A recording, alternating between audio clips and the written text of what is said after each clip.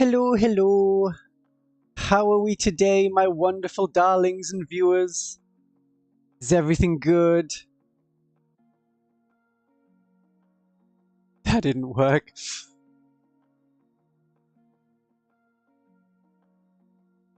We're good. We're good. Okay. Okay. I'll get it so I have you on the screen. Where are people today? Country-wise, time zone-wise. I try and sort of time these to be kind of suitable for everyone.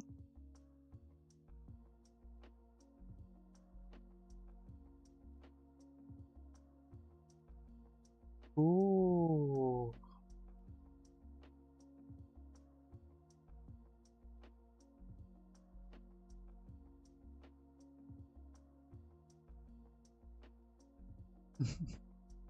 We're good. We're good. Okay. I'm just trying to get the chat on the screen. You may have noticed there's been an improvement since the last time, because I can now stream in glorious, well, better than 360p. We can go up to 1080p today. It's going to be crazy. That many pixels in this smaller screen, in this economy? Apparently it's possible. But not getting the live chat.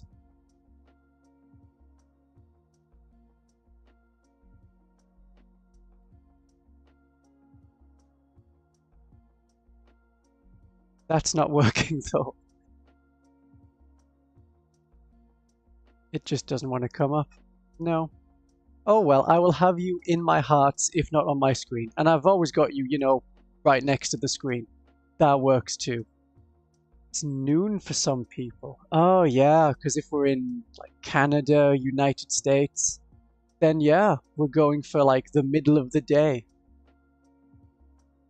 Of course, for me, it's like 8 o'clock at night. So hopefully this is like, people can have lunch breaks. That's something you're allowed in Canada and the United States. Those are permitted, right? I do hope they are. So we have many things, well, several things, well, a couple of things. Some things to talk about today. We've got all the news. We've got all of the things I said we're going to talk about. Yeah, that's the Crusade stuff. Because no one in the like YouTube talk about stuff community was doing much to do with like Crusade things.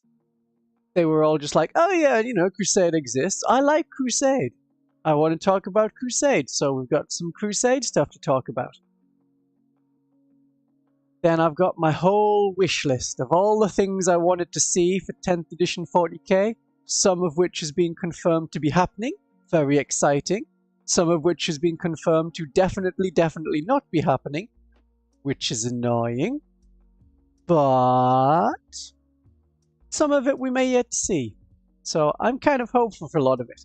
And generally, for all of the 40k stuff coming out for 10th edition, I am pretty hopeful that it's going to be good.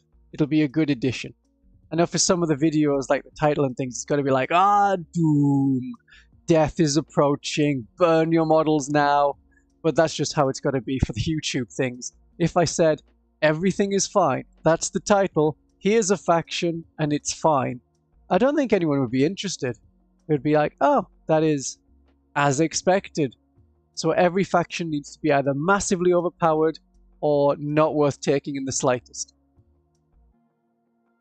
I plan to do the review of the Tau stuff tomorrow. And I didn't do the Imperial Knights on Thursday because I had inside information to say that the Chaos Knights would be revealed on Monday.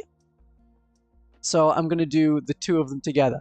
They're very similar armies, so it makes sense. Rather than just, oh, here we are, it's Monday, time for me to repeat exactly the same things that I've said before again. That would just be tedious.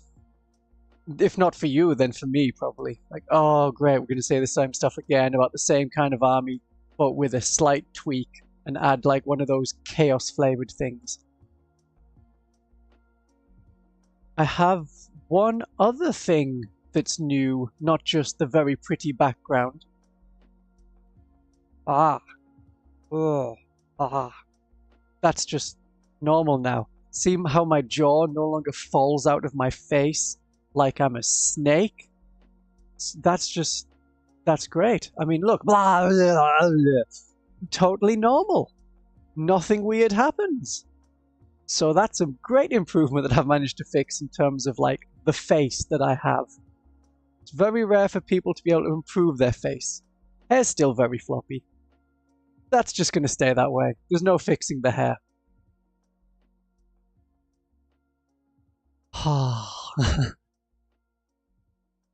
No, there's no, like, sudden burning of all the models periodically. Because that would... Well, we could. It's an option. No. Oh. Right. What are we doing first? Oh, yes, all of the news stuff. Not just the faction focus, because I have separate videos on all of the faction focus stuff. But we know that there's going to be seasons. Seasons in 40k, like there is for Age of Sigmar. So every 3 months in 40k, they do like a balanced data sheet or something like that. Well, now it's going to come with extra rules. These may just be narrative rules, we're not entirely certain on that front. But for the very first thing that's coming out, I don't know when, June maybe July. That's going to be all about monsters and people hunting monsters. So then you're going to get like bonus stuff for if you have a Carnifex, if you want to kill a Carnifex. It's probably just going to be narrative from what I can see. Because the way it works in Age of Sigmar is everyone gets this like whole new detachment that you've then got to learn. And it has special rules. And you've got to change up what kind of army you're taking. Because one time that like loads of characters will be a good idea. And then 3 months later, why are you taking characters? That's the stupidest idea. You're just going to lose if you put that on the table. You need hordes now. That's how it works in Age of Sigmar, and I hope that 40k doesn't become like that. Then again, the way they've been doing like points and the 6 monthly points thing has been a bit of a mess as well. For like 2 patches, it listed the points of a Genestealer Neophyte as 55 points per model, when they meant it to be 55 points for a unit of 10. So 5.5 points for a model. That's a problem. That is a problem. They can't just fix it. We're not going for Sigmar. We're going for, let's do 40k, but do it right.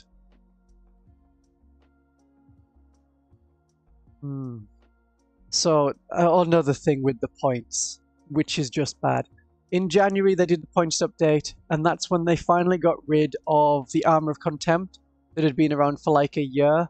And that was a rule for all of the armies in Power Armor, like Chaos Marines, Space Marines of all flavors, and Battle Sisters, to ignore 1 point of armor penetration, just to counter them having like every army has at least 1 point of armor penetration on their most basic guns. So we're doing this for the Emperor, yes, by the Emperor, but also the Chaos factions get like the bonus stuff as well. Which is, it was fine. It was fine. As a rule, it was like a whole extra thing to remember, and then it was confusing because like, oh yeah, so it's -2 AP. Wait, is that -2 AP after you take it off, or do I have to take it off before I roll the saves? Bit confusing. Came to the January 2023, Space Marines got a massive points discount because they lost Armor of Contempt, so they basically made it so that all of their equipment was free. Chainsword is now the same as a Thunderhammer, despite their profiles being wildly different. Battle Sisters, though, well, they got a points increase. Which, no, they shouldn't have. No. No! No. So, they lost the Armor of Contempt, which they needed, and then went up in points. So I was playing against some Black Templars, earlier this week with my battle sisters, and it worked out that a 10 lady battle sister squad with a heavy flamer and a flamer, and the superior having a power sword and a hand flamer, cost the same amount of points as a 10-man Primaris Crusader squad with 2 big flamers and a leader with a power sword and a hand flamer. Same points. I mean, the flamers are slightly different. Battle Sisters get +1 strength. The Black Templars got 1 point of armor penetration. But then, the Black Templars get an extra wound, 2 extra attacks, an extra point of leadership, an extra point of toughness, an extra point of strength. And these are somehow the same points. And then to really rub it in, insult to injury, then the Battle Sisters' whole thing is having a 6+ invulnerable save. Well, the Black Templars get a 5+ invulnerable save. And that's just annoying. That's like, you've taken our whole thing and done it better and cheaper? And no, it's not fair. So Battle Sisters are not just they're not appearing in like tournaments and things, because you might as well just play Black Templars and you're just better by default. So that sucked. Yeah. So I'm hoping it doesn't end up quite like the Age of Sigmar stuff. Or what they're going to do is, do you remember the Psychic Awakening boxes they had in like 8th edition and 9th edition? I think they lasted till 9th edition. So you get a box set and it'll have 2 armies in it, and you get a couple of new models, and there would be a bit of fluff, and there would be a little rule book, and it was like, oh yeah, all these different factions, they get these extra rules, and then you can have tank aces and different Gene Stealer cults, bonusy things added on. Yeah, that was fine. That was fine. The way they're going to do it now is, rather than holding back an army release until they get a new codex, when they do these new seasons, they'll be like, okay, today we're working on walkers. So there'll be like a new Space Marine Dreadnought, because there's got to be a new Space Marine thing, obviously. And an Eldar War Walker. Like a new... who else has walkers? I would just say a new Chaos Dreadnought, but we're calling them Hellboots now. They're Chaos Dreadnoughts. I just call it a Chaos Dreadnought. So that's how they'll do it. And like, here's a bunch of similar kind of things as a model release. And then it's not, okay, well, I'm afraid that you're a World Eaters player, so you're not going to get any new models for 20 months. Sucks for you. This is a better way of doing it. So there'll be more models more regularly for all the factions, and rules for them as well, because they can just be like, here's a data card. It comes in the box, so you can use it right away. And be free online. That'll work. That'll work quite nicely. Now, we had other news though, more in the VTuber side of things. Pika-Me is back. Not as Pika-Me, because Pika-Me is dead. As like a character, because she was owned by an agency. She left that agency. So the way it seems to be is, the reason she left her agency wasn't because of Hogwarts Legacy, like I said in my video about Pika-Me and Cadia. It was because she got a better contract offer from VShojo, which is another VTuber company. So she's now called Henya. Henya the Genius. Her voice is exactly the same, and she still says Dio in exactly the same way, and sounds like a kettle. So I could do like a sequel video to my The Graduation of Pika-Me and The Fall of Cadia, but then I would need there to be like a Cadia 2. Cadia that's somewhere else, that's controlled by like the AdMech or something. And he'd be like, oh, all along, Cadia was over here. Just part of another agency. Not run by the Imperial Guard, but run by the AdMech. So if Games Workshop does announce, oh yeah, we're fighting over this planet, it's a Forge world, something like that, be like, that's Cadia 2. There's loads of Cadians defending it, so it's Cadia 2. Yeah, that's them.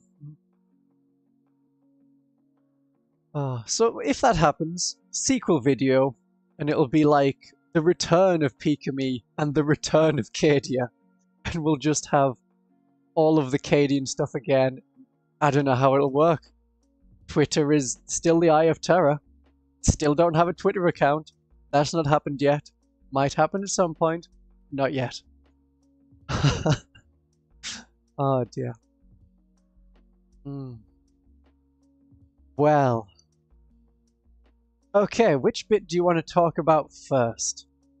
Because my two things that I want to talk about, we have the Crusade stuff, and we have the wish list of all the things I want to see in 10th edition that should be coming up, that might be coming up, that might not be coming up. Whatever order you want.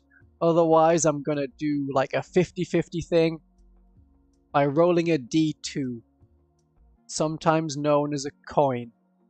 But like flip it. It's a big roll. A big like in the air roll. Get it moving.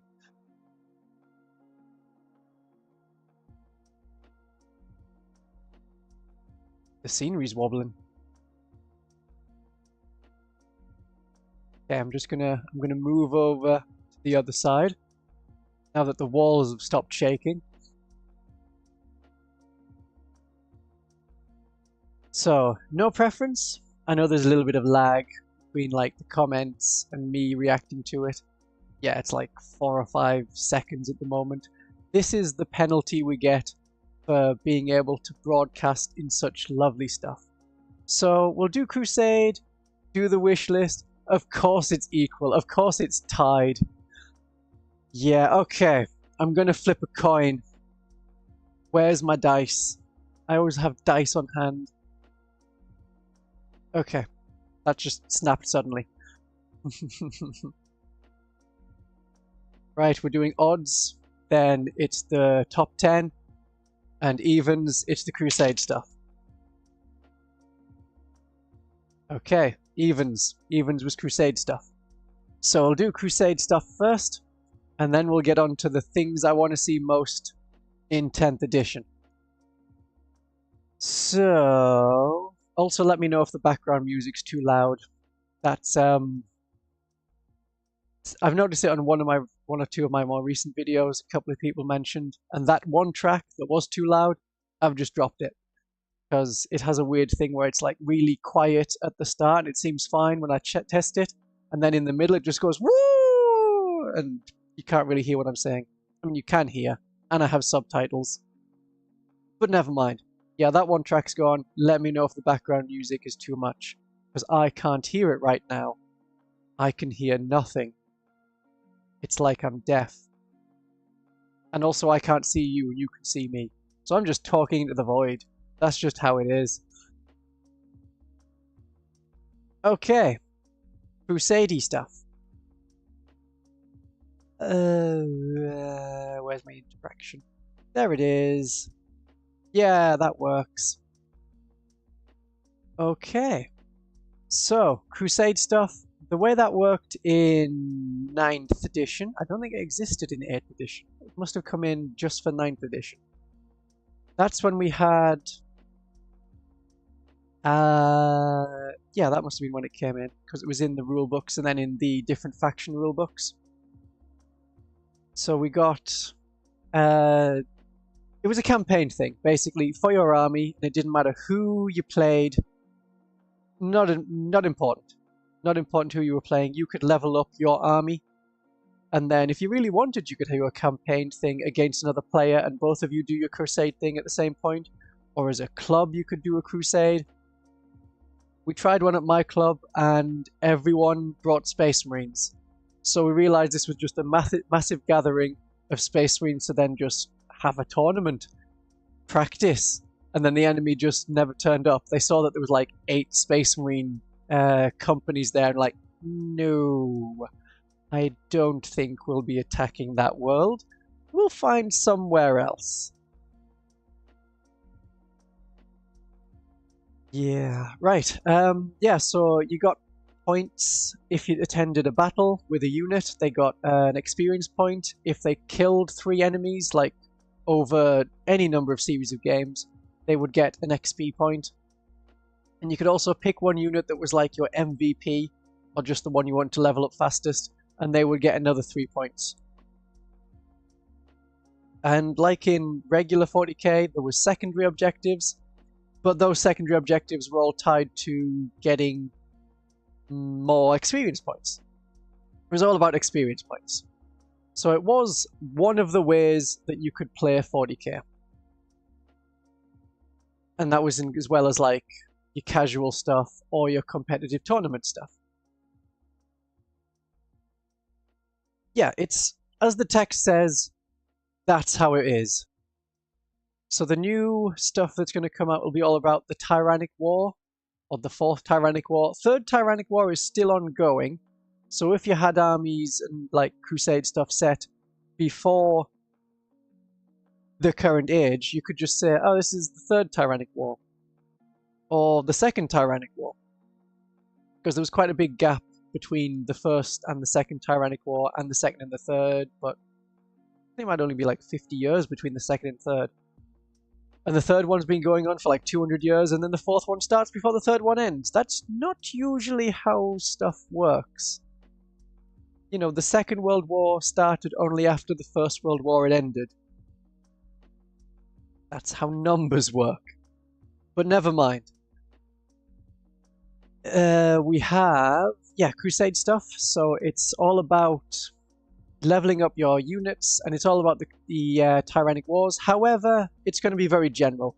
So if you're on the other side of the galaxy and you're having Necrons fighting Tau, it works just as well. Hello, Jay. Nice to see you. I'm glad you could get a break from all the stuff you're doing. I don't know what time zone you're in. Other people are saying, like Elk22 is having lunch break right now, because it's noon. These time zones. I'll do more of these on like weekends if I can, but as and when I'm available. That's how it's gonna have to work. Yeah. Good to see you. Good to see you. We have, Tyrannic Wars, so it's all about them. It's very, very generic stuff though. So as we can see, don't worry about being late. It's fine. You can always catch up a little on the VOD that gets saved immediately after all this ends. So they're all very generic stuff, and it's just like got flavor text to be about the Tyrannic War, where you've got your big gribblies, like these guys over on the left. And then you've got your Space Marines there on the right. Doesn't have to be about them. Not in the slightest. Losing all my tabs. So, the way it works with experience and leveling up is exactly the same as it is now. 0 to 5 is just nothing. That's just, you're able to turn up for a battle, you've completed your basic training. Conscript's optional, although right now conscripts aren't a unit. So, you've completed basic training to a level at which you can fight. Then we have, yeah, 40k is a lot. It is a lot, and the rules are changing all the time. We're getting more rules every 3 months. We're getting loads of rules at the moment, which should settle down for a bit. You'll just have to keep watching me to try and keep up with all the rules changes and the different factions and armies. And this I'm showing off right now, this narrative stuff, is a whole different way to play if you so want to level up your people. Yeah. It's all the same as before. So you get 1 level up when you get to 6, another level up to 16, and then 32, and then 52, 51, 51. Yeah. So that's all the same, and your units can get benefits. So here's a battle trait example, that only the Swift survive, which looks very similar to what we already had, where you could have +1 movement, +1 to advance rolls, and +1 to charge rolls. They've just got rid of the +1 to your movement characteristic, which does make it a bit easier. I've seen that sometimes they did it one way, sometimes they did it the other way, whether something would affect your movement and your advance roll, or just one or the other. So the Imperial Guard have the order to move, move, move. And it's changed a lot since 2nd edition, because the Imperial Guard couldn't do that back then. Yeah, it gives you either +2 to your movement, or if you're advancing, you automatically roll a 6. Not both at once. So you don't go 14 inches, which would be +2 to the movement and rolling a 6. It's either you go 8 inches, or you go 12 inches if you are advancing. Not both of them. So that's the basic unit traits. I'm expecting them to be much the same. Like, you can fire Overwatch for free, and what were some other ones? You can reroll Battle Shock tests. That'll be quite powerful, because we've seen how Battle Shock just takes away your leadership, not your leadership, your objective control score. Yeah. But then you got the weapons. Now, it's making a big deal out of how you get 2 weapon benefits combined into one. Well, unless you were a character or like a tank, then you already got 2 benefits. It was just roll a d3 and roll a d6, and you got both. So I'm guessing that these are 2 different things you can get as examples, and it'll be rolling it as per previous. So it isn't that if you are brutal, then you also have precision. That would work okay.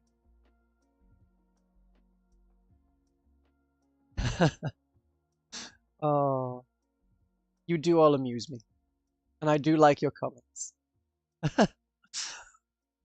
Yeah, so I'm guessing it'll be much the same. An increase in range, increase in strength, increase in AP, stuff like that. And probably just for, you know, one model in the unit, like the squad sergeant. Even though we're not really seeing squad sergeants getting a separate characteristic, I expect it would be one model in the unit, rather than the whole unit just has brutal weapons, and everyone's like las pistols are suddenly strength 4 and can hit characters. That'd be a bit much. So I reckon it's just the one.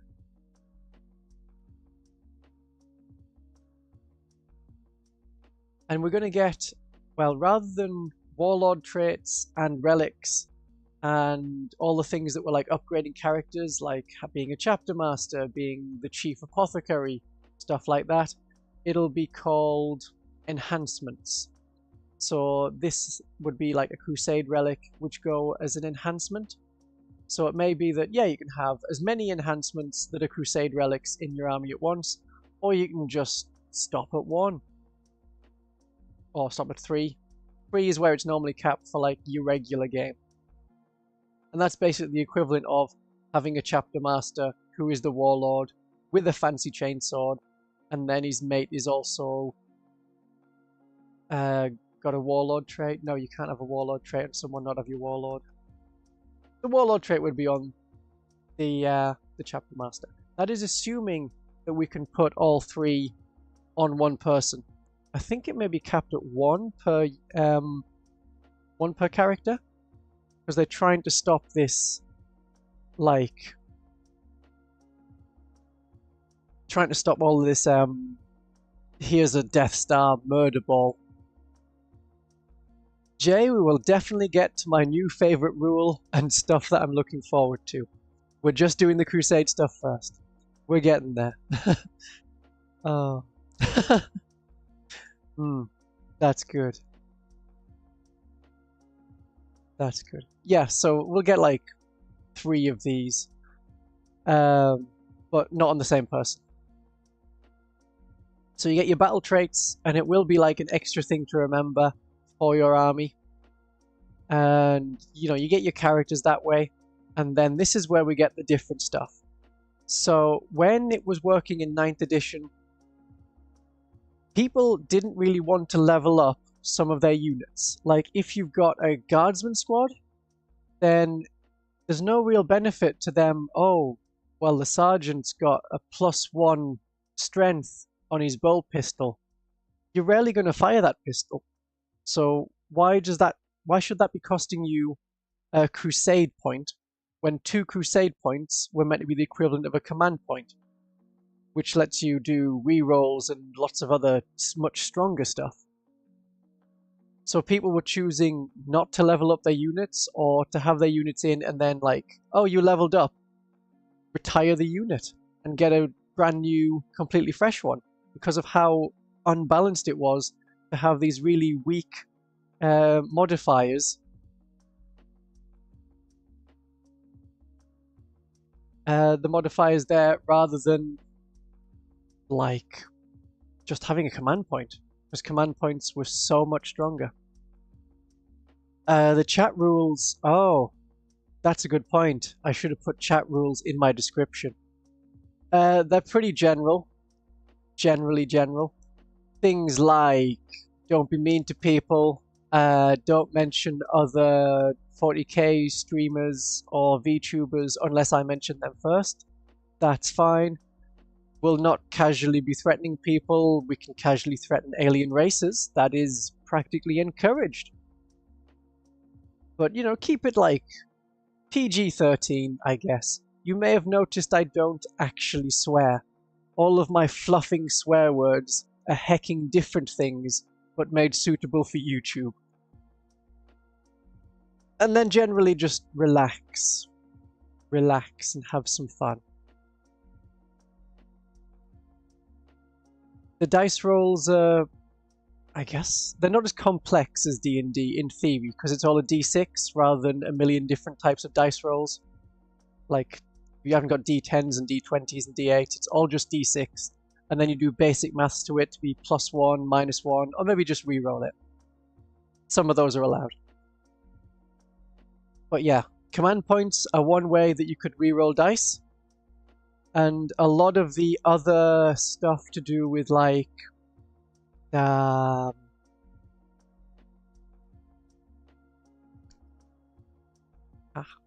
my mouth in sync? It is in sync. That's good.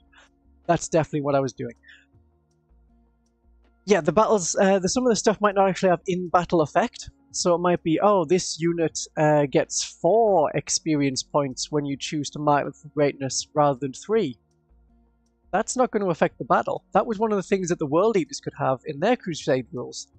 But it's not making you extra killy, so you're not really getting a fair fight out of it if you're fighting someone who isn't doing a Crusade army.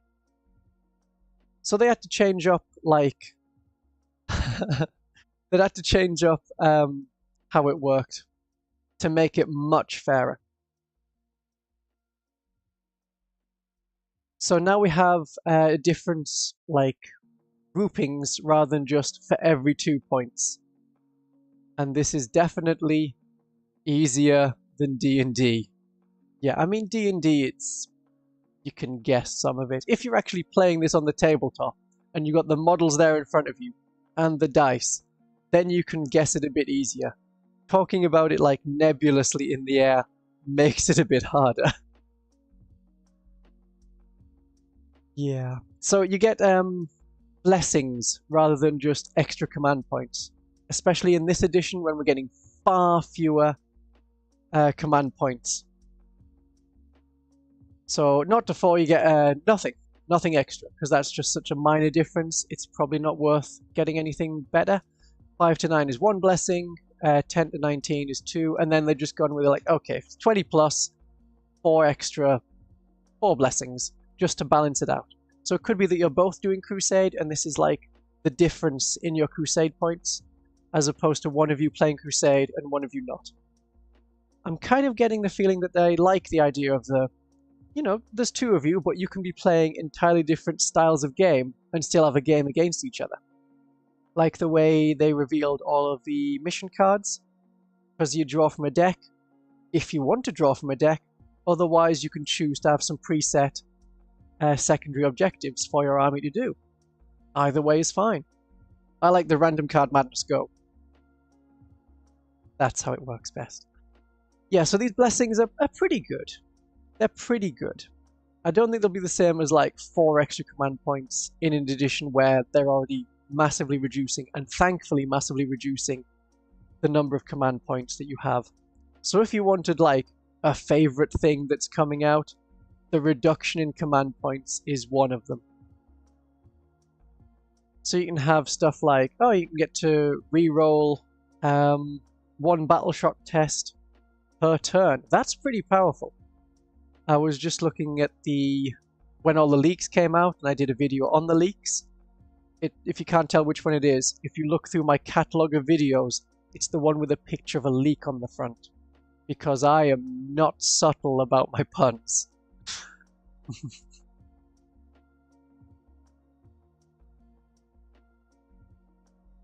Wow. Yeah, your entire history is just going to be all of this stuff. And then I can recommend Warpedia for all of the different rules. And then if you want, then there's actual stuff. Because I can see, like, it tells me on YouTube, people who watch you also watch this other stuff. And I can see that one of the places that people have come from is, like, the Warhammer channel. It makes sense. If you like the 40k VTuber, the VTuber who talks about 40k, you might also like actual 40k. It's understandable. So I'd be kind of interested to see from the Games Workshop point of view how many people come from my videos onto theirs. It also tells me, because like which video people have come from. Some of them are like normal, most of them are pretty normal. But then there's some weird ones, like someone came and watched a video of mine after watching a video, can you drink the water from the radiator? What? Why? Why were you searching that? Why was someone looking at that and being like, I have all this water coming from the radiator, let's just drink it. And now that I've done that, now that I've found out the answer, let's go find out how the Adeptus Mechanicus are going to do in the new edition. So strange. But most of you seem like totally normal, well-rounded human beings. Yeah. Oh, it's good to know. Good to know. Yeah, so different Crusade blessings. I'm assuming that you'll get to pick them and it won't just be randomized. They're only temporary and only last for the game. So it could be, if you're not doing a Crusade thing, you'll want the dedication of the cause and things like it, so you can reroll your battle shock tests. And then if you are doing a Crusade thing, that's where you want to be like, okay, let's get some extra victory points and make it harder. You know, get more of a benefit from doing like oh, we're totally overwhelmed by an elite army, but we still get more experience of it if we survive.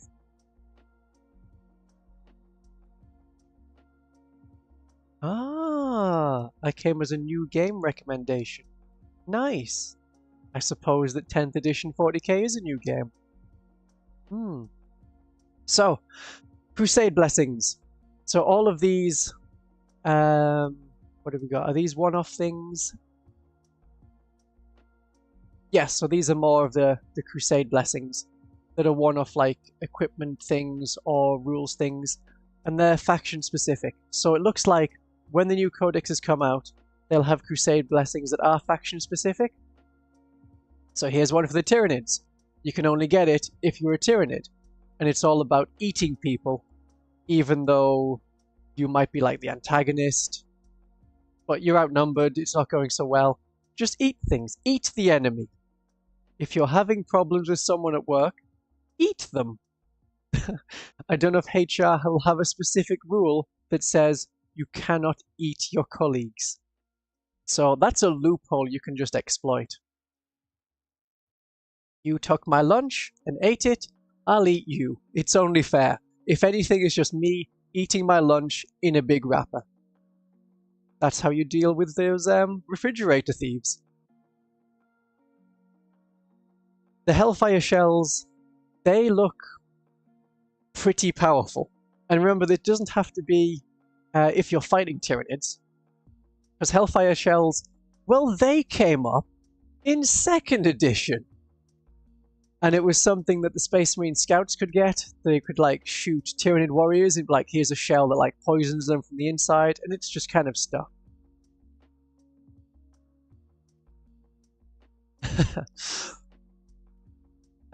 Yeah, so that's sticking around. But Hellfire shells, as a rule, doesn't have to be when fighting Tyranids. So you could be a Space Marine player fighting against Tau, And then you're like, oh yeah, my Devastator squad with all las cannons, which doesn't even use shells, has the Hellfire Shell's blessing. And then you can be hitting Riptide, really big Tau Walker, with all of your las cannons, and then you're getting to re-roll the wound. That is, of course, assuming you're not using Oath of Moment to do that anyway. And I'm going to keep calling it Oath of the Moment, it just rolls off the tongue better. The Oath of the Moment. None of this Oath of Moment. It's too short. But yeah, this works for any of the different arms. I don't know if I've done a video on the Tyranids. I kind of mention them every now and then. Yeah, I mean, I did talk about them a bit when I talked about Chaos. So if you're looking for Tyranid stuff, they're partly in my video on Chaos Space Marines. And I also mentioned them a bit on my first video about Imperial Knights. I'm saying that because my second video on Imperial Knights should be coming out on Monday, when we get, from what the leak person has told me, the Chaos Knight stuff. Actually, has that been confirmed?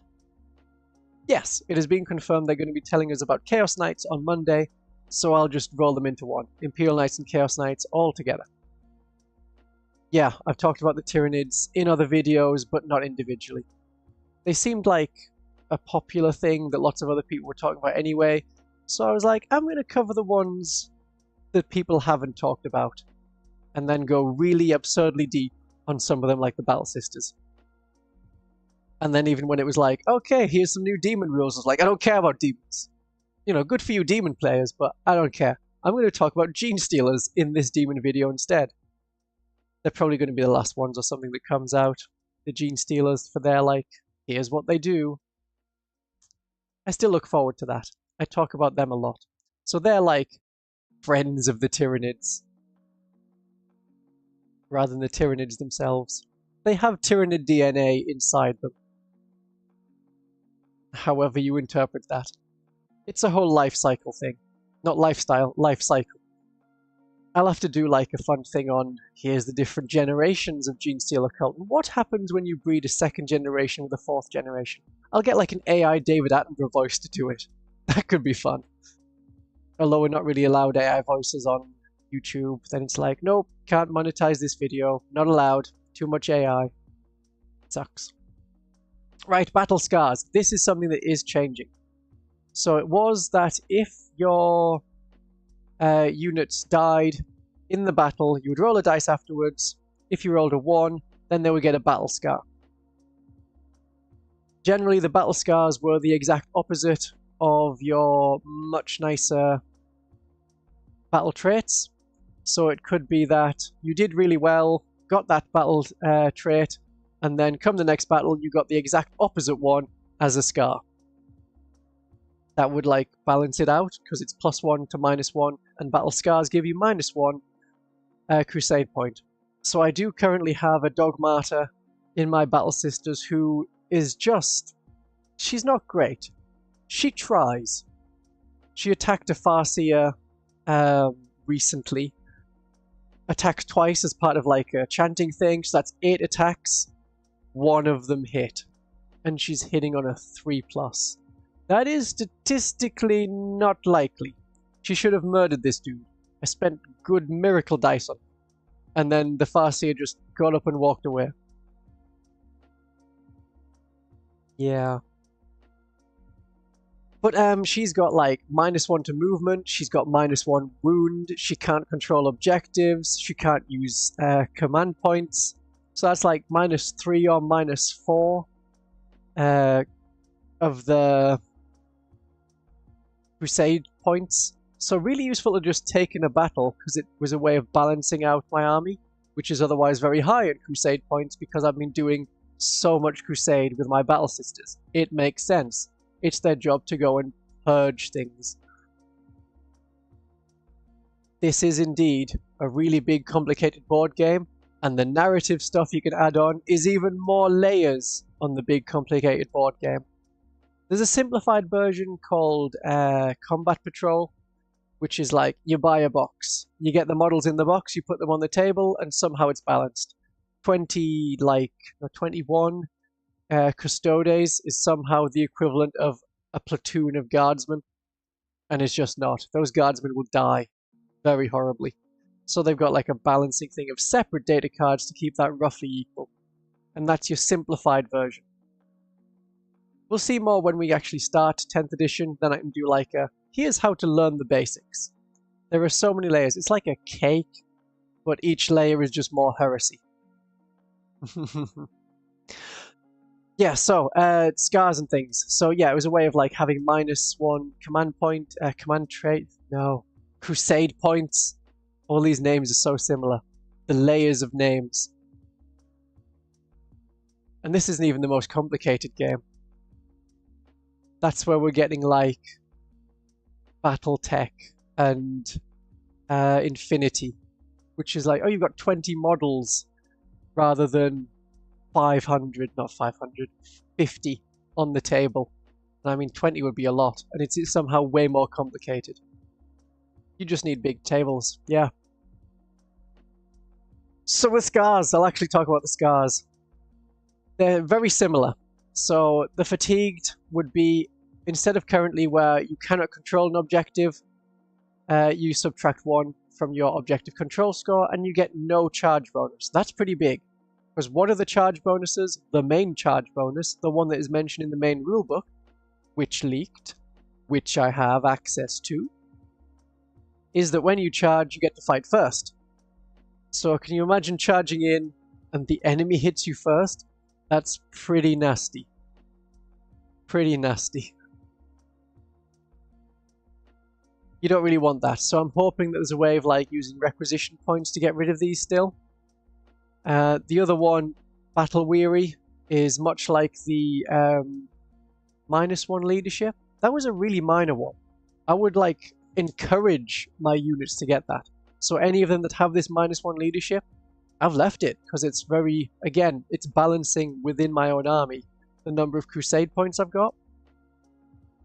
But this is -1 to your leadership and your battle shock and your desperate escape and out of action. So we're seeing the out of action things are still there. That's where you roll a dice after the battle if you're destroyed. And on a 1 you get a scar. With Battle Weary, it's a 1 or a 2. Now it looks to be that if you take like 3 of them, yeah, if you get 3 battle scars, then you're out. That's just, you get rid of that unit. It can't continue anymore. It's dead. Or so utterly crippled that it's beyond functioning in any kind of army.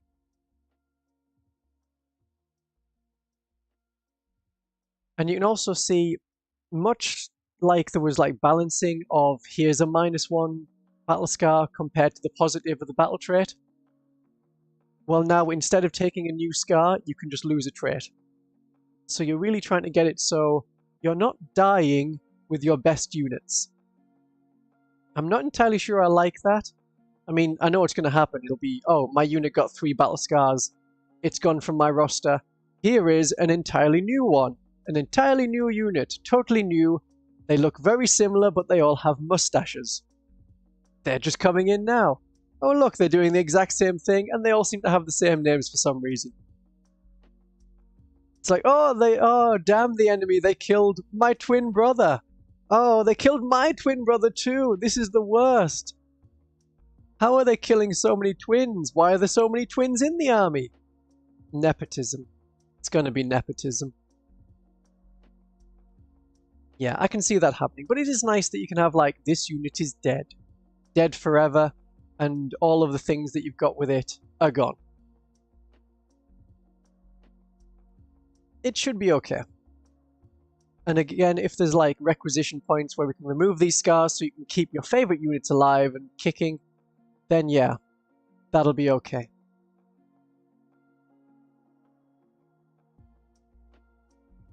So, yeah, these Crusade supplements. So I'm guessing they come out seasonally, either 3 months, no, 6 months. I'm guessing more every 6 months.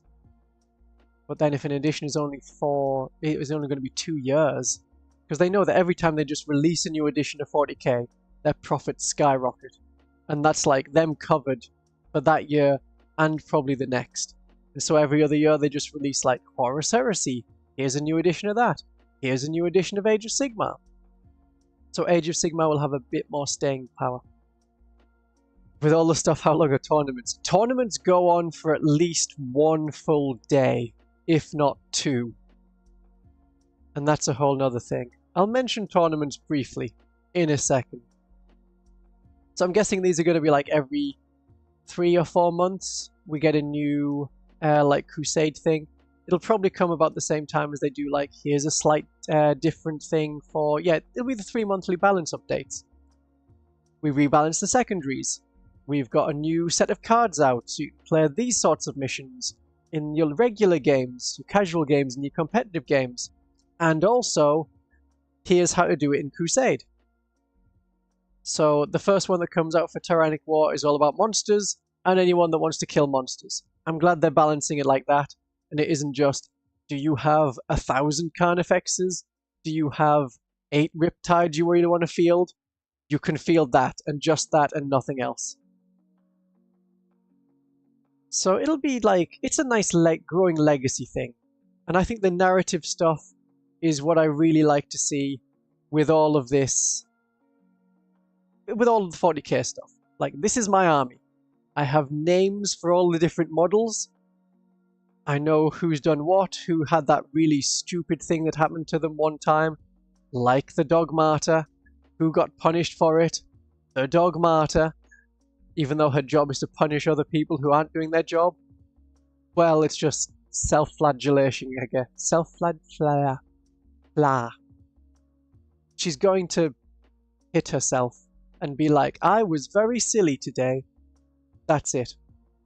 And, you know, chant the God Emperor's name several times while going through the rosary beads. That's how it'll work. Yeah, now it says here that there's going to be information on how to change your existing Crusade army over into the new way of doing things. When that happens, when they give us those rules, which is probably not going to be until 10th edition actually launches, so another month or so, then I can pull up my Battle Sister roster, and we can go through it together and see, okay, this is how things have actually changed, this is what is the exact equivalent, and do it a bit like that. And I hope by then I have like a second screen that works. Because still, my computer does not recognize HDMI cables. You plug them in, it's like, oh, what's this new and interesting thing? I've never seen one of these before. You have. You had it plugged in earlier. Doesn't want to do it. So I just got like 8 different windows open, really tiny right now. But I'm wearing my glasses, so I can see them okay. Unlike last time when I was like, what is that? Is there some words? I think there's words on the screen. There you go, there's some lore. I wear glasses. I could put them on the model, but they just sort of wobble around a lot. So we'll leave them off. And again, I can't see you because I don't have my glasses on. That's the kind of void I'm staring into. Yeah, so there'll be information that comes out on how to do the Crusade stuff there. Oh. There was a lot of extra Crusade stuff came out in the army books. The Tau book was probably the best one. It was all about fighting over a solar system, so you got to generate your own solar system and then fight over all of the different planets that existed in it. And your enemy would like try and stop you from taking over things, and you could like build up points, and if you won lots of games, then you do a military takeover of a planet. If you're like spending influence in other ways, then you could diplomatically have them change sides. You know, like Italy did in the wars. All of the wars, most of the wars, pretty much every war. From when Italy existed as a country called Italy. The Imperial Guard one's also pretty good, even though it's only been out for a few months. That's where you generate, like, you're going to do go to a war zone and do a tour of duty. So you roll to see how many different battles you have to play, and you win your campaign if you win a separate dice roll worth of those battles. It's like d6 plus 2 battles, and you have to win like d3 plus 1 of them. So Maybe it's more. Maybe it's like d6 plus 3. Otherwise, you have to win more battle. Otherwise, it would be possible to like win more battles than there actually are battles. That wouldn't work. It was a load of extra stuff to remember. The other campaign thing that was good was in the White Dwarf magazines, which come out every month. They had a War of Faith, which was, you can get these Crusade upgrades, and these are really nice. Like, oh, these are so much better than the ones in the main book. I'm absolutely going to get them. And you would be putting on your Crusade upgrades like month after month. Like, yeah, I'm really powerful. And then it turns out it was the influence of chaos all along. So then you've got to decide, is your army turning to chaos, in which case it gets to keep all the cool things, or are you going to reject chaos and all of the stuff you've got and be like, cleanse it in holy fire, get rid of that. Naturally, my battle sisters went with cleanse it in holy fire. But other options were available. I think for the aliens, then they got like a default thing of, yeah, you can't go to chaos, just you throw the cool stuff away, no choice. Like, oh, well, it's my army, I'll do what I want, actually. Thank you very much, Mr. Games Workshop. Mr. James Workshop.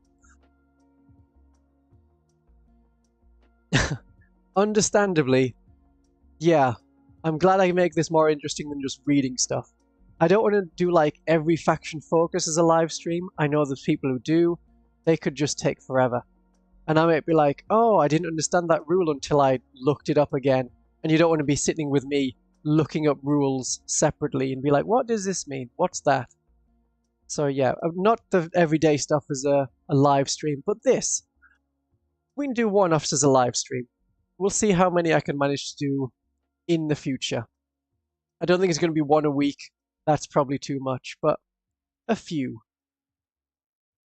So tournaments. I'll briefly mention tournaments, and then we'll get on to my wish list.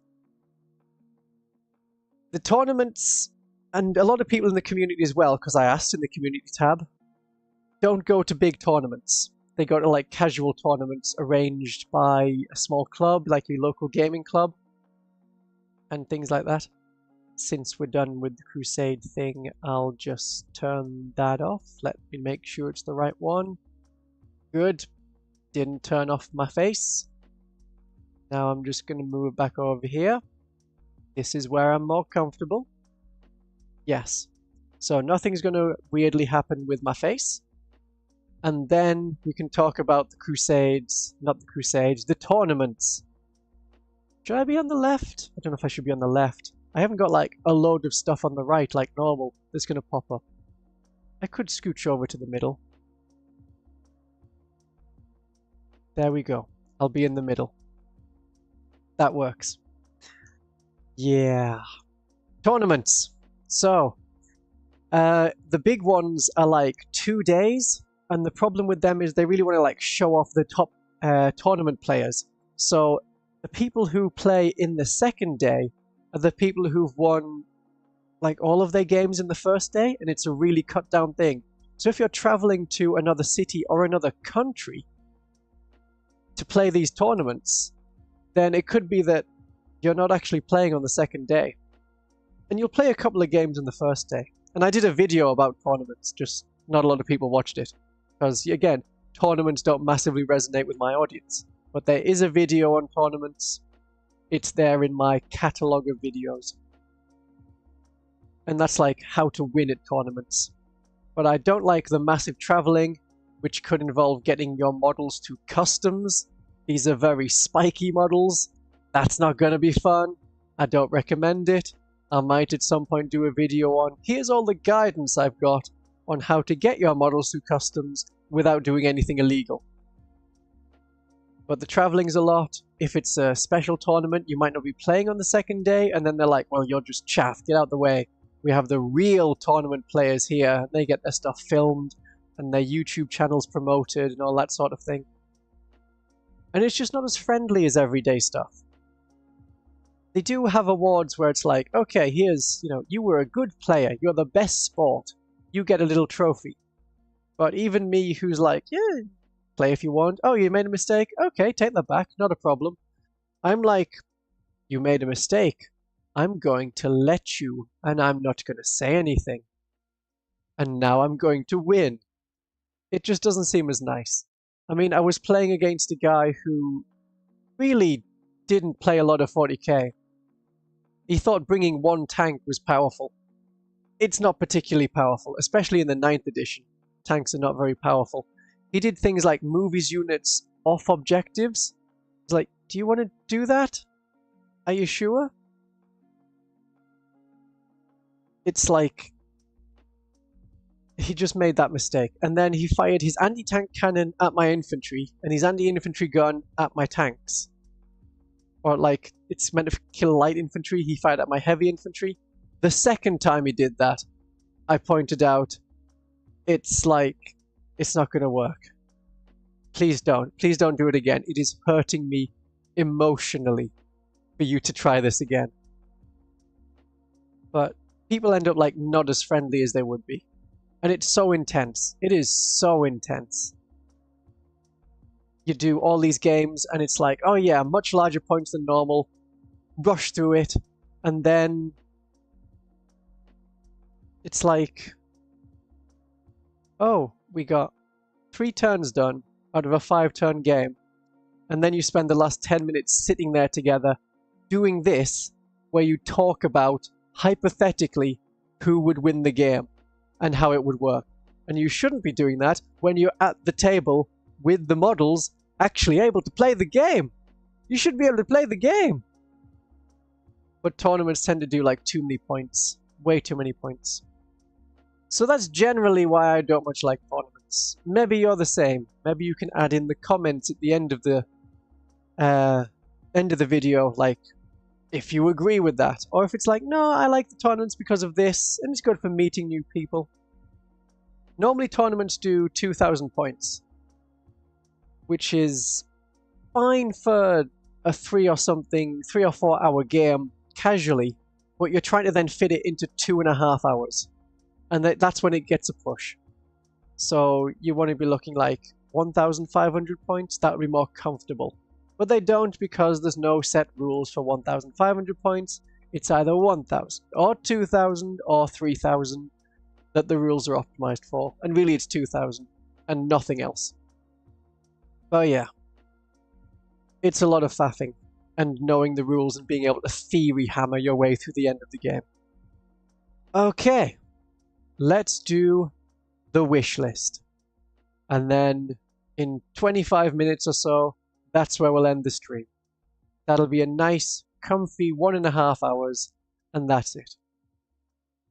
So, them rules that we want to see in the 10th edition.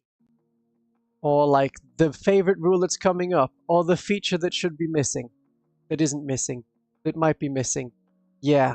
So the first thing on my wish list, the number 1, and I'm just going to move a little over to the side, just in case I want to clip this later and make a little video about it, and then I can have stuff there.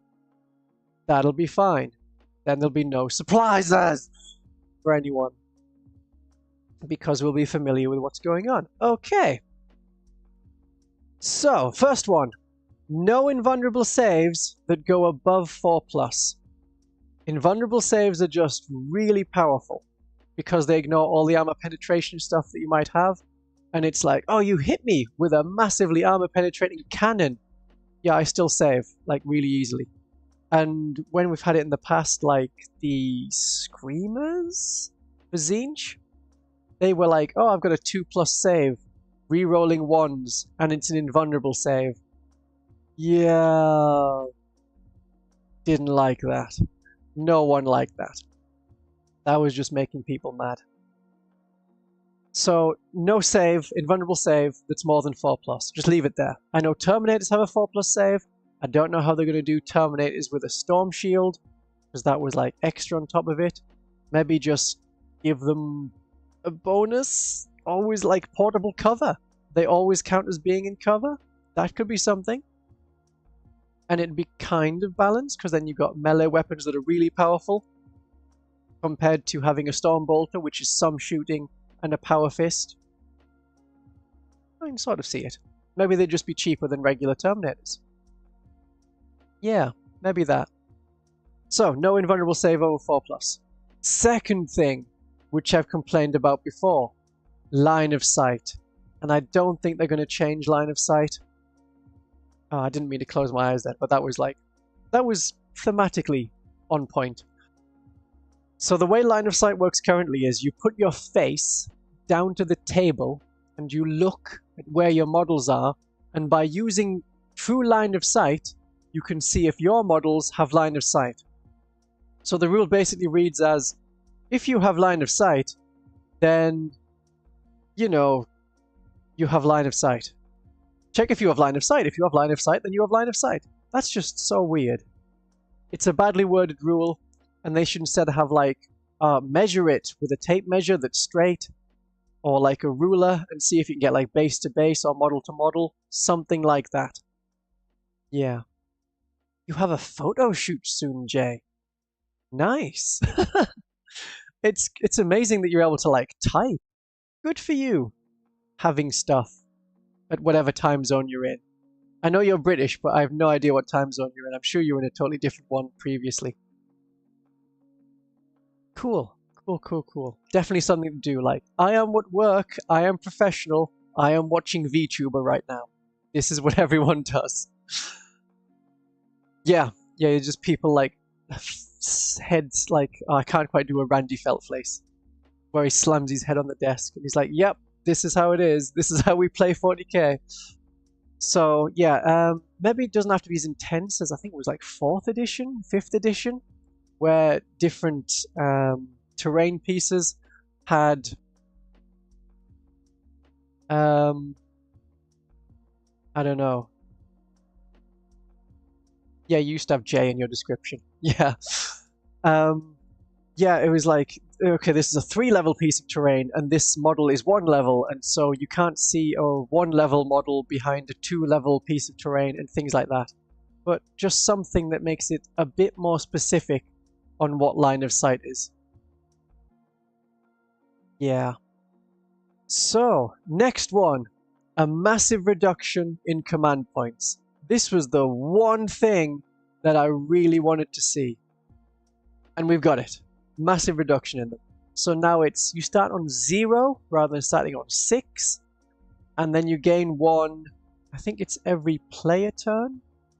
So you get 10 in total through the game. Plus there's other ways to get them through like special units, like the Battle Sisters. No, they generate miracle dice. Oh, the Adeptus Mechanicus Scutari and the faction leaders like Abaddon, they can generate more command points, but it's kind of difficult. Yeah, it's kind of difficult. So there's going to be a massive reduction in them, and we're not seeing like, haha, I have this thing that's amazing that blows your army away. Or you're like, oh, I'm losing. Please give me 10 minutes to read through 4 pages of rules just to check if there's something that gets me out of this very specific situation. Well, there probably isn't anyway, because most command abilities were pretty rubbish, other than the ones that you already knew about. They were like far too unit specific and only in these sets of circumstances, so it rarely happened. But yeah, seeing a massive reduction in them is good. And the ones in the core rulebook, which I reviewed in my video on the leaks, some of them, not all of them, but some of them, those are looking quite powerful, worth the rare command points. Yeah, I'm happy with the command points. It's a lot more like Age of Sigmar, sort of, where you get a few of them, though Age of Sigmar works on a whoever's going first gets 1, whoever's going second gets 2, and then you can generate more and more. There's actually too many command points in Age of Sigmar. It was better when it was just 1 or 2 per battle round. That was better. So that's done. That is a confirmed, there's a gift for me. The next one is also done. Having free rules. Because Games Workshop was like the only game company that did like not free rules. You have to buy the rule book, then you buy the models, then you buy the book that you use the models with. All of these are separate and paid for. Well, now they're all free online. You can buy them in stores as cards, And like, I'm assuming that there's a lot more expanded stuff, like the Crusade rules, will probably not be free online from legitimate sources. But most of the stuff will be free online, which is really nice. So the next thing, having everything together. I don't know if they're going to do this and have it all in one place. I know they're going to try and relaunch their app, which was not great the first time it came out. But that's when they can try again. And if it's free and decent, then you can have the rulebook, the codexes, and all the FAQs without you having to just find them all separately at a tournament when you're already pressured for time. So I would just print out the pages of the stuff I need and take just that, and then a cheat sheet, and then a thing with all my command points on it. So it was still like a stack of paper just to turn up for a game. Yeah. And then there's the cost of models, of course, because you've got to bring them and carry them with you. The amount I spend on 40k at the moment is nothing. People just seem to come up to me and say, hey, you play 40k, you're that guy who does the thing with the vtubing. They don't know that no one knows me. No one knows I play 40k, or no one knows I'm a VTuber. But they're like, you play 40k, I don't want these, have some free models. So the only thing I bought recently was I bought a Chimera, that's a tank, and it was like half price, so I think I got it for £8. Maybe that's quarter price. It was pretty cheap. I was like, yeah, I'm having that. But otherwise, a box is something like £30 for 10 guys. That's roughly the going rate, or £22.50 for one character. So if you can get your hands on some of these kill team boxes, then that's where you get all your characters from. So the Eldar Corsairs, that can give you like 5 Rangers, plus a Farseer, a Spirit Seer, and some other stuff. The Battle System Novitiates, which is just a fancy, not Latin term for novices, that will give you a Dogmata, a Canoness, 4 people that could kind of look like Repentia, a Mistress of Repentance, with a whip. That's the lady who whips people. Yeah, I'm hoping they do have a decent army builder that lets you put all of these models you've got together. There's Battle Scribe at the moment, but that really, it lacks updates, it lacks maintenance, it cannot be great. I don't use Battle Scribe. Yeah, so Infinity has a good one. I think Battletech has quite a good one as well for tracking things. And they keep it updated. Warpedia is very good. I think it's just run by like one person out of the former Soviet Union. Not exactly sure where. Somewhere in the former Soviet Union. And they keep it as updated they can as soon as they can. And that's all free, but it's a fan site, not the official one. So as long as their app for army building is free, then I'll consider it. Or I'll just, learn it. Because the way detachments are at the moment, and how they're going to be in 10th edition, should be pretty simple. Yeah, stuff is like there. So if it's all online for free and all in the same place, then we're not scrolling through papers and binders worth of rules in the middle of the game. That'll be fine. Next thing, which was all about like the Armor of Contempt I mentioned. That special rule, not the special rule that lets you ignore immortal wounds on a 5+, but the Armor of Contempt that was your armor save stuff. That stuff. I hope there isn't armor penetration on everything. When we've been seeing battle cannons now, it's like AP -1, which is fine. It should get simpler. It should get simpler. Not it'll be simple, but it'll get simpler. That's what they're going for this edition.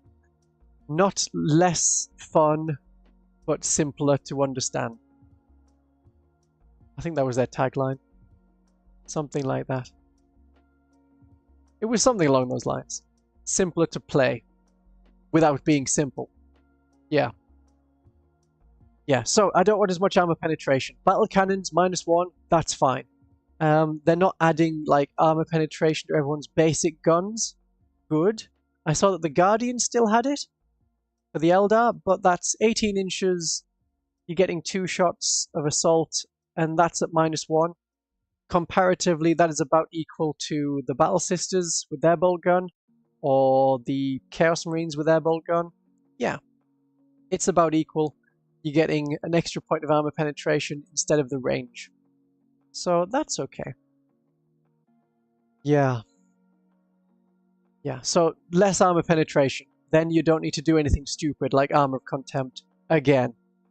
Hopefully they should have learned their lessons. They made a big thing about, yeah, this isn't great, so they've learned. I'm hoping they've learned. Next thing I wanted was to make terrain so much easier. Because the way it was at the moment, there's like 8 different kinds of terrain, and they can have 1 or 2 of, or more, of 8 other different rules that you can add to terrain.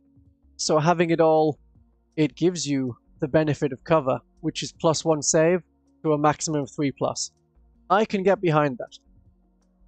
And then we're not doing defensible walls and extra overwatch shots and +1 to attack if you're charged, which everyone forgot about. Or dense cover to be -1. It was fine, but just saying, okay, opponent, everything on the board gives you +1 save. Are we cool with that? And they'd be like, yes, I am. Also, these big buildings, you can't shoot in one side and out the other. And I'd be like, that is good. I am fine with that. Neck snapping all weird. The tracking must be kind of running out. Or getting tired. Yeah. I don't think I'm dropping any frames at the moment, so that's fine. No, we're good. We're good on frames. Okay. Good. So terrain, much easier. Simplified. Not simple. Yeah. What I don't want to see then, after that, for all the different army things, is Codex power creep. We're pretty sure it's gonna happen anyway. It's inevitable. But it may not be as bad. The main thing they say they're going to be adding is different detachment options. So that's where we've got, like, at the moment the AdMech have a not necessarily bad one, but one that doesn't necessarily suit fighting every army, which is your rad bombardment thing. So that's good against lots of small units, but not much else. So if they're just adding more detachments, then the codexes that have access to more detachments will be able to more specialize themselves for the enemy they're fighting. Yeah, compared to... There's my fangs, my tiny fangs. Yeah, they were difficult to make. Yeah, so they'll get more detachment options. That'll probably be the only part of the codex creep I'm seeing, because they intend to keep the units the same. Just using the same cards. So Death Guard will struggle a bit until they get a new codex, because the detachment they've got at the moment isn't great. You're not getting a new arm. Yeah, Dark Eldar's not getting it until 2024. Death Watch, not. Death Guard are not. Battle Sisters are not. Genestealer Cult are not. All the usual ones to not get a new codex, they're not getting a new codex this year. Having no creep would be kind of nice. So it shouldn't be as bad. As bad.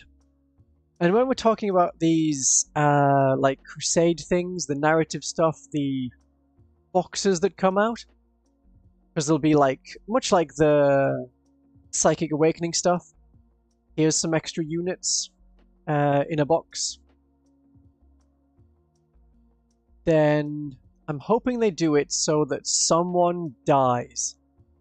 Like, introducing, not necessarily introducing a new character, but someone dies. You could bring back, like, Cor Pharon from 30k into 40k, not give him a new model, and just have it as, this is how Cor Pharon dies. And just, great. We've advanced the plot in some way. Someone is dead. Something has happened. Because having it where, oh, we've got Ghazghkull fighting Ragnar Blackmane, much like they did in 2nd edition, then you know that neither of them are going to die. And actually in the box set, both of them died, and then both of them got better. It was not amazing. Yeah, I'm not great out of context. Make sure you eat people at work. I'm hoping someone dies. It'll be awkward if it gets clipped.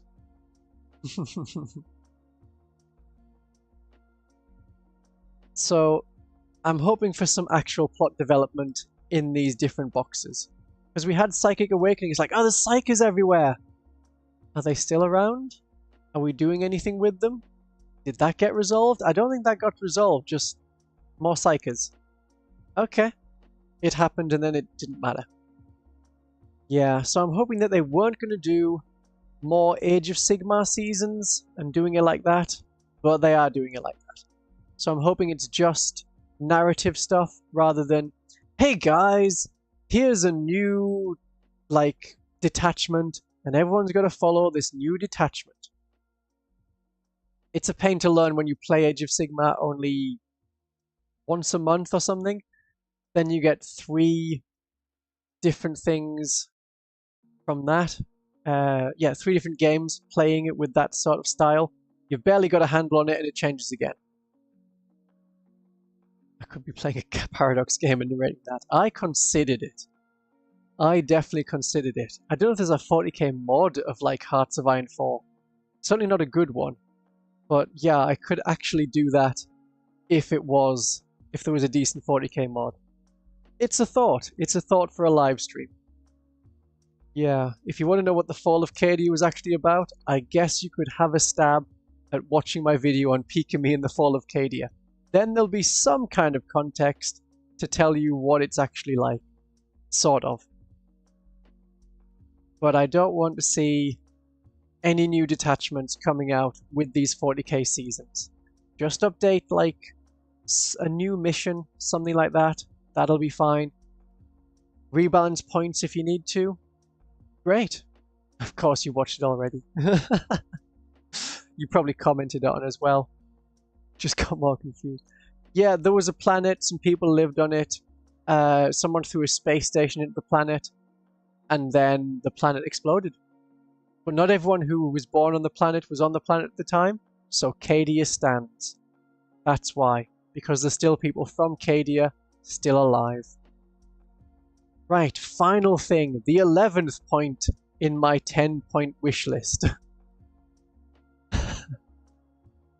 I want the mission cards to be free with the rulebook or free online.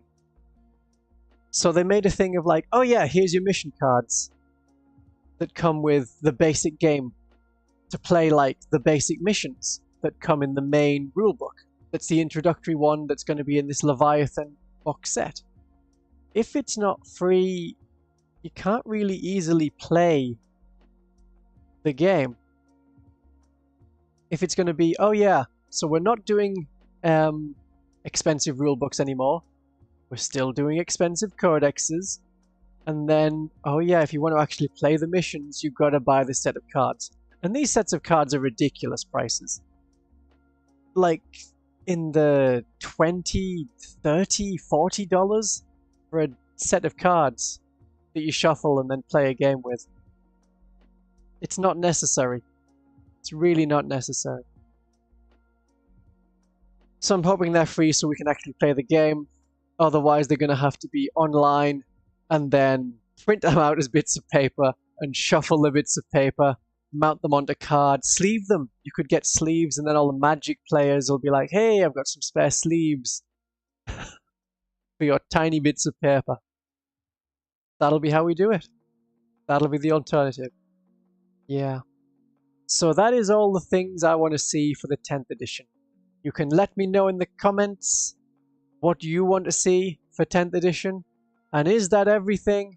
Is there anything else? Otherwise, I'm thinking we end the live stream here. Thank you very much to all the people who turned up, all the people who could only turn up for a bit and then had to leave. It's so sad, but thank you for coming for while you did. My neck is going to keep snapping, so the tracking is failing me. I hope you have a great day, my darlings and viewers, of 40k, of getting ready for a photo shoot, of whatever it is. Have a great day.